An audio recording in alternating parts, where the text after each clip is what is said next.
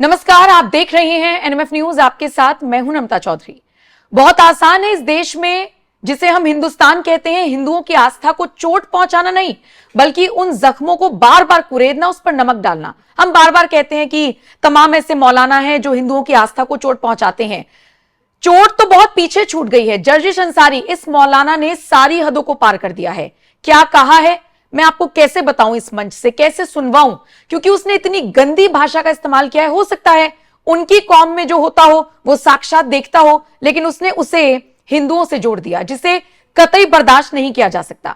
उसने ये ज्ञान कहां से लिया, क्यों वो बांट रहा है, कोई अब तक कार्रवाई क्यों नहीं हो रही, पता नहीं, लेकिन ये मौलाना दंगे कराकर मानेगा। इस बात को आप लिख लीजिए। आज इसी पर चर्चा करेंगे। पंकज जी, वैसे ये इतना बड़ा मुद्दा और इतना बड़ा मौलाना है नहीं कि इस पर चर्चा की जाए, लेकिन सवाल हिंदुओं का है। हिंदुस्तान में हिंदुओं की आस्था का मजाक उड़ाना मतलब चुटकी बजाने भर का काम हो गया है। ये मौलाना जर्जिश अंसारी इससे पहले झारखंड में एक बार इसी तरह आपत्तिजनक बात बोल के गया था, और फिर बाद में पता चला कि ये तो रेप का आरोपी भी है। वो है, केस है उसका। ये मैं अपनी तरफ से नहीं बोल रहा हूं, जाके सर्च कर लीजिए ऑनलाइन। तो वो भी आरोपी है। और एक इसमें खूबी यह है कि जब वो अपनी प्रीचिंग्स देता है, जो भी इस्लाम में, वो अपने धर्म के बारे में कुछ नहीं बताता, सिर्फ सामने वाले की बुराई करता है। जैसे जिस तरह से वो बोल रहे हैं, अब मतलब कि कोई सुन नहीं सकता उस चीज को। अगर नॉर्मल आदमी भी सुनेगा तो उसे बहुत गुस्सा आएगा, लेकिन पता नहीं कहां पे ये बोल रहा है। सुना है उत्तर प्रदेश में रहने वाला है, और कार्रवाई तो होनी चाहिए। हम इससे ज्यादा तो बोल नहीं सकते, क्योंकि इससे कम बोला था असदुद्दीन ओवैसी के भाई ने, और उस वक्त तो वायरल हुआ था, केस हुआ, बहुत ये हुआ। लेकिन ये मौलाना जर्जिश अंसारी लगातार इस तरह की बातें कर रहा है, लेकिन इसके खिलाफ अभी तक तो मेरी जानकारी के अनुसार ये जेल के अंदर नहीं है। ये खुलेआम घूम रहा है। ये बाहर कैसे है? नम्रता, आपकी हिम्मत है सुनवाने की? ये जो बोला है जर्जिश अंसारी, 2.5 मिनट का बयान है। मैंने 34 सेकंड का सुनने के बाद सोचा कि इसकी बकवास में क्यों सुनूं। और यही बताइए, उत्तर प्रदेश पुलिस, मुझे ऐसा लगा कि क्या पता ये अपनी कौम के बारे में बता रहा हो, बस इसके शब्द इधर उधर हो गए हो। मुझे ऐसा भी लगा, क्योंकि ये खतना शब्द का इस्तेमाल कर रहा है, तो वो तो इन्हीं के यहां पर होता है। अब क्या बताए इसमें? ये कह रहा है कि हिंदुओं की किताबों में ये लिखा है। मैंने तो आज तक नहीं पढ़ा, उसने कौन सी हमारे धर्म ग्रंथ को पढ़ा नहीं पता, लेकिन सेम यही बात अगर मैं रिपीट कर दूं ना, जो कि उनकी किताब में लिखा है, तो फिर पता चला मेरा हाल नुपुर शर्मा वाला कर देंगे। और जिसमें आप दिखा भी देंगे कि लिखा है। हां, फिर भी तो क्या है ना कि खौफ है उनका, और हम 80% होने के बावजूद डरपोक हैं। वो बोल के निकल जाते हैं, हम नियम कायदे देखते रह जाते हैं। सच्चाई यही है। और मैं दर्शकों से गुजारिश करूंगा कि आप ये मत सुनिए, क्योंकि ये सुनेंगे तो बर्दाश्त नहीं कर पाएंगे।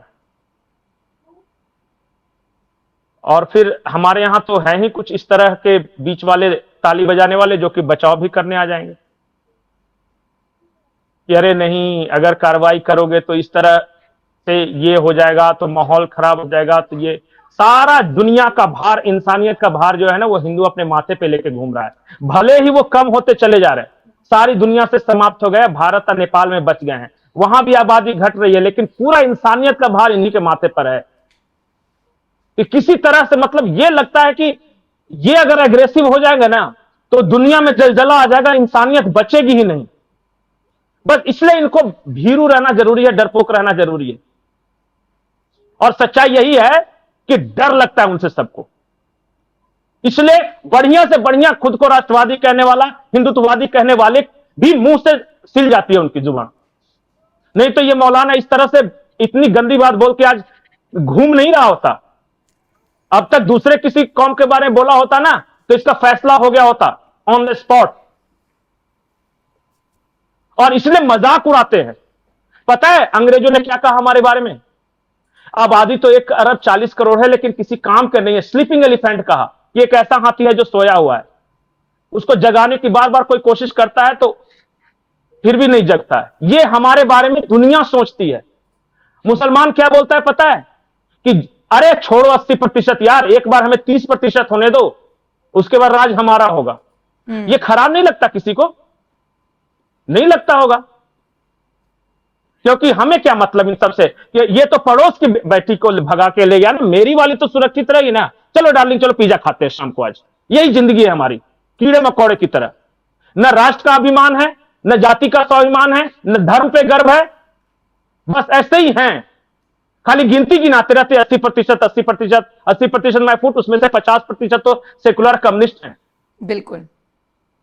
और समझ में नहीं आ रहा है किसी को। इसीलिए तो इन जैसे और बार बार ये हो रहा है। अच्छा, ये हिंदुस्तान में होके ये इस तरह बात कर रहा है, कोई पाकिस्तान में दूसरे धर्म का भी बोल सकता है, कोई बांग्लादेश में बोल सकता है।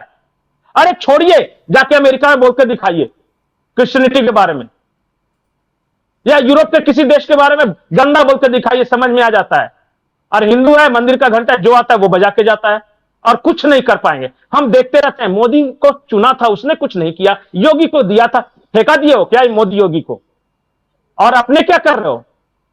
अपने घर में एक सीधी लाठी नहीं रखेंगे, और सारा उम्मीद योगी या मोदी से है कि वही कुछ कर लेंगे। इन्होंने एक वोट क्या दे दिया, 5 साल में दे दिया ठेका कि अब वही सब कुछ संभालेंगे।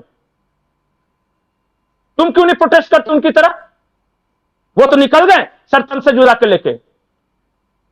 और तुम, मेरा नौकरी चला जाएगा, मेरे बच्चे कैसे पालेंगे? सारा धरती का बोझ तुम्हारे ऊपर है। बाकी बच्चे सिर्फ हिंदुओं के, बाकी किसी के है नहीं। बाकी तो सब ऐसे ही हैं। अपनी कायरता को तरह तरह के बहाने से छुपाया गया है, और यह सच्चाई है। चलिए ठीक है, दर्शकों के ऊपर छोड़कर जा रही हूं इस वीडियो को। बहुत बहुत शुक्रिया।